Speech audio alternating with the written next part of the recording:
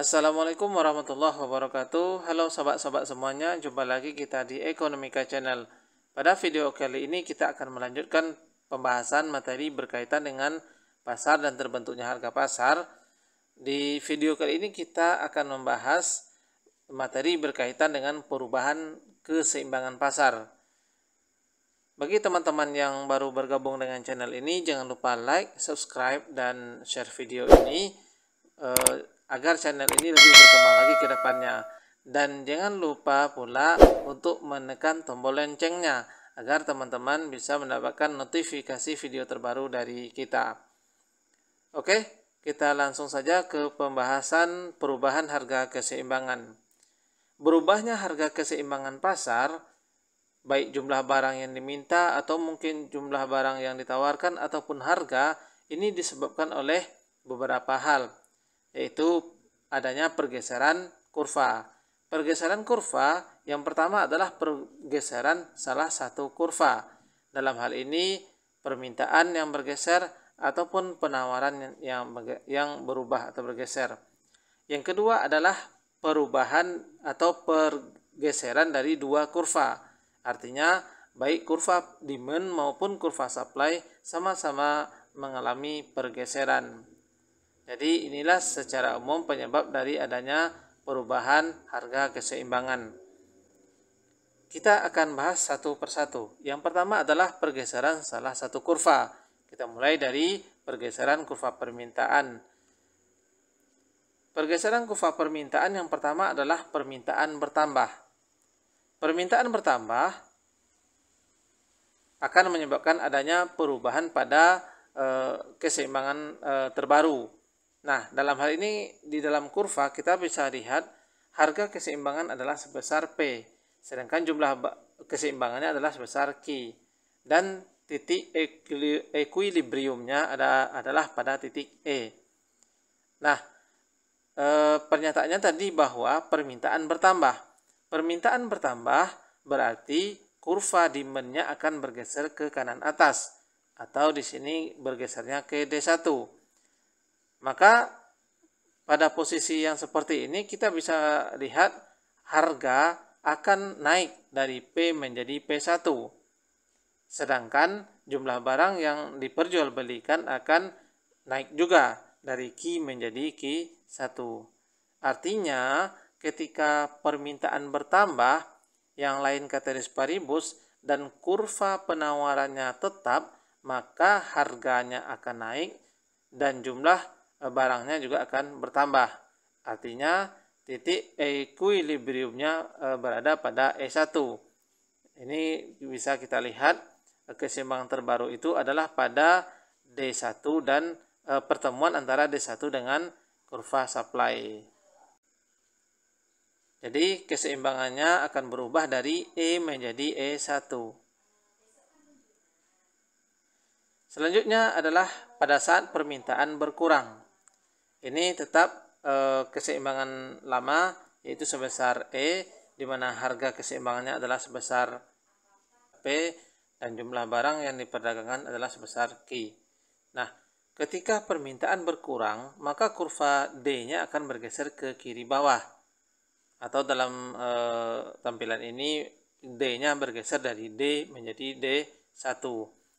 Pada posisi ini kurva permintaan bergeser ke kiri bawah, maka keseimbangan juga akan mengalami perubahan, di mana kita bisa lihat harga barang akan turun dari P menjadi P1, sedangkan jumlah barang yang diperdagangkan juga akan mengalami pengurangan dari Q menjadi Q1. Nah, oleh karena itu kita bisa simpulkan bahwa ketika permintaan berkurang, penawarannya tidak berubah dan faktor lain juga tidak mengalami perubahan, maka harga barang akan mengalami penurunan dan jumlah barang juga akan berkurang. Artinya terjadi perubahan keseimbangan dari E menjadi E1. Yang kedua, perubahan pada keseimbangan pasar juga disebabkan oleh adanya pergeseran kurva penawaran. Pergeseran pada kurva penawaran yang pertama adalah penawaran bertambah. ini tetap kurva seperti tadi ya, di mana titik E ini adalah titik keseimbangan awal, di mana harganya sebesar P dan jumlah barangnya adalah sebesar Q. Penawaran bertambah ditandai dengan bergesernya kurva S menjadi S1 atau bergeser ke kanan bawah. Artinya di sini kurva penawarannya bertambah. Nah, oleh karena itu, ketika terjadi penambahan penawaran barang atau jumlah barang yang ditawarkan bertambah, maka akan menyebabkan harga barang menjadi turun. Nah, dengan asumsi bahwa tidak ada perubahan permintaan atau perubahan faktor lain, harganya akan turun dari P menjadi P1, sedangkan jumlah barangnya akan mengalami peningkatan dari Q menjadi Q1. Jadi kesimpulannya, ketika penawaran itu bertambah, faktor lain dianggap konstan, maka harga akan murah dan jumlah barang yang diperjualbelikan akan bertambah. Maka juga akan terjadi perubahan keseimbangan pasar dari E menjadi E1. Selanjutnya, penawaran berkurang. Ini tetap kurva keseimbangan awal. Penawaran berkurang ini ditandai dengan bergesernya kurva S ke kiri atas, atau dengan bahasa lain kurva S bergeser dari S menjadi S1. Dengan asumsi bahwa faktor lain dianggap konstan, maka akan terjadi kenaikan harga. Karena stok yang berkurang di pasar, maka harga barang akan naik. Dan jumlah barang yang diperdagangkan akan berkurang dari Q menjadi Q1. Jadi kesimpulannya, pada saat penawaran berkurang, diasumsikan yang lain tidak berubah, maka harga akan naik dan jumlah barang yang diperjualbelikan akan berkurang. Dan titik keseimbangan pasarnya juga akan berubah dari E menjadi E1. Selanjutnya adalah pergeseran dua kurva.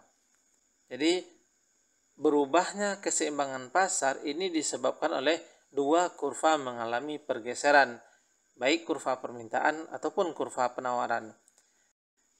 Ini akan kita lihat langsung dari dua sisi, baik permintaan maupun penawaran. Yang pertama adalah kenaikan kurva demand lebih besar daripada kenaikan kurva supply. Jadi ini tetap kurva keseimbangan awal sebesar E. Nah, pada posisi yang pertama ini, bahwa perubahan adanya kenaikan kurva permintaan, jadi ini ditandai dengan kurva permintaan akan bergeser dari D menjadi D1, atau dengan bahasa lainnya kurva permintaan bergeser ke kanan atas. Nah, di samping itu juga ada perubahan penawaran. Dalam hal ini adalah penawarannya juga mengalami peningkatan. Nah, karena di dalam item pertama ini dinyatakan bahwa kenaikan demand lebih besar daripada kenaikan supply. Artinya perubahan permintaan itu lebih besar daripada perubahan penawaran. Maka titik keseimbangannya juga akan berubah, yaitu dengan melihat perpotongan antara kurva D1 dengan kurva S1. Jadi pada posisi di titik ini ya. Nah, kita lihat bahwa dari ini kita bisa melihat dengan adanya perubahan tadi, kenaikan permintaan dan kenaikan penawaran, di mana ketika permintaannya lebih besar daripada penawarannya, maka harga barang akan mengalami peningkatan. Dan jumlah barang yang diperdagangkan akan meningkat pula dari Q menjadi Q1. Artinya di sini terjadi perubahan keseimbangan pasar dari E menjadi E1. Selanjutnya, kenaikan permintaan itu lebih kecil daripada kenaikan penawaran. Ini pada posisi keseimbangan awal sebesar E. Di bagian kedua ini dinyatakan bahwa kenaikan permintaan itu lebih kecil daripada kenaikan penawaran, atau dengan bahasa lain penawarannya lebih besar perubahannya. Nah, kita lihat dari D menjadi D1, jadi perubahannya hanya segini jarak antara D1 dengan D2. Kemudian S-nya juga bertambah dengan dinyatakan S bergeser dari S menjadi S1. Jadi perubahannya cukup besar untuk kurva supply-nya. Maka titik keseimbangan juga akan mengalami perubahan, di mana kita bisa melihat harganya pada saat perubahan penawaran lebih besar daripada perubahan kenaikan demand, maka kita bisa melihat harga akan menjadi lebih murah dari P menjadi P1. Sedangkan jumlah barang yang diperdagangkan itu naik dari Q menjadi Q1. Jadi di dalam kurva ini kita bisa melihat bahwa ketika terjadi perubahan kenaikan permintaan maupun kenaikan penawaran, dengan asumsi bahwa kenaikan penawaran itu lebih besar daripada kenaikan permintaan, akan menyebabkan harga barang menjadi turun dan jumlah barang yang diperdagangkan akan menjadi naik. Selanjutnya, ketika kenaikan demand sama dengan kenaikan supply atau perubahan permintaan itu sama dengan perubahan penawaran. Di sini keseimbangan awal sebesar P Q dan ini titik equilibriumnya. Tetap yang tadi ya. Jadi ketika ini jumlah permintaannya itu akan naik. Jadi D-nya akan bergeser ke D1. Penawaran juga sama, penawaran akan bertambah dari S menjadi S1. Jadi kalau kita ibaratkan di sini perubahan D yang sebesar ini sama dengan perubahan S dari S ke S1. Maka kita dapat lihat dengan kondisi yang demikian maka akan terbentuk juga keseimbangan baru di mana harganya tidak berubah. Jadi harganya tidak berubah karena antara perubahan demand dengan perubahan supply itu adalah sama, maka harga tidak berubah. Kemudian bagaimana keseimbangan jumlah barangnya? Jumlah barang dari Q menjadi Q1. Tentu di sini dari Q menjadi Q1 jumlah keseimbangannya akan bertambah. Jadi kesimpulannya pada saat kenaikan D sama dengan kenaikan supply, maka harga tidak berubah dan Q mengalami kenaikan. Next, kita lanjutkan pada saat kurva mengalami penurunan. Nah, dalam hal ini yang pertama adalah penurunan demand dan penurunan supply, di mana dalam hal ini penurunan demand lebih besar daripada penurunan atau pengurangan supply. Nah, ini titik keseimbangan awal. Kita bahas dulu yang pertama, penurunan demand. Kurva permintaan turun. Artinya kurva permintaan akan bergeser dari D menjadi D1 atau bergeser ke kiri bawah. Pergeseran kurva demand ke kiri bawah ini diikuti pula oleh penurunan supply. Tapi penurunan supply-nya lebih kecil ya. Misalnya dari S menjadi S1 atau kurva supply-nya bergeser ke kiri atas. Maka dalam hal ini kita bisa lihat ketika terjadi penurunan demand, di mana penurunan demand lebih besar daripada penurunan supply, akan menyebabkan harga barang menjadi turun. Ya, kita bisa lihat potongan antara D1 dan penurunan dari S menjadi S1. Di sini titik perpotongannya. Jadi kita bisa lihat di sini bahwa titik E1 ini adalah titik keseimbangan yang baru, di mana pada saat itu harga turun dan jumlah barang yang diperjualbelikan juga ikut berkurang. Selanjutnya penurunan D lebih kecil daripada penurunan supply. Jadi ini adalah kurva keseimbangan terbaru di mana harganya sebesar P dan jumlah barangnya sebesar Q. Dan ini adalah titik equilibrium. Sama seperti tadi, penurunan D itu ditandai dengan bergesernya kurva D ke kiri bawah atau dari D menjadi D1. Kemudian penurunan S juga akan bergeser ke kiri atas, di mana kurva S akan bergeser dari S menjadi S1. Cuman di sini pergeseran S atau penurunan S dari S1 itu lebih besar daripada penurunan kurva demand.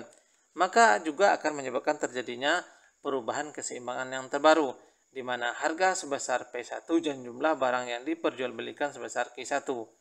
Jadi artinya di sini ketika penawarannya lebih besar, berkurangnya daripada berkurangnya permintaan akan menyebabkan harga menjadi lebih mahal karena kondisi stok barang yang ada di pasar itu lebih sedikit daripada biasanya. Nah, oleh karena itu harganya akan naik dari P menjadi P1. Sedangkan jumlah barang tentu akan tetap berkurang dari Q menjadi Q1. Dan ini adalah titik keseimbangan terbarunya, yaitu sebesar E1. Dan yang terakhir, bahwa keseimbangan pasar akan mengalami perubahan manakala adanya penurunan kurva D sama dengan kurva supply. Artinya apa? Perubahan antara demand sama dengan perubahan supply. Nah, kita ketahui tadi penurunan D akan digambarkan bergesernya dari D menjadi D1 atau bergeser ke kiri bawah. Kemudian kurva S-nya juga sama. Kurva S-nya juga akan bergeser dari S menjadi S1. Nah, jadi dalam hal ini kita bisa melihat bahwa ketika terjadi penurunan D dan S dalam kategori sama besar, maka kita bisa melihat bahwa jumlah barangnya akan juga berkurang. Maka di sini adalah titik keseimbangan yang baru. Oke, demikian dulu pertemuan kita pada video kali ini. Terima kasih. Assalamualaikum warahmatullahi wabarakatuh.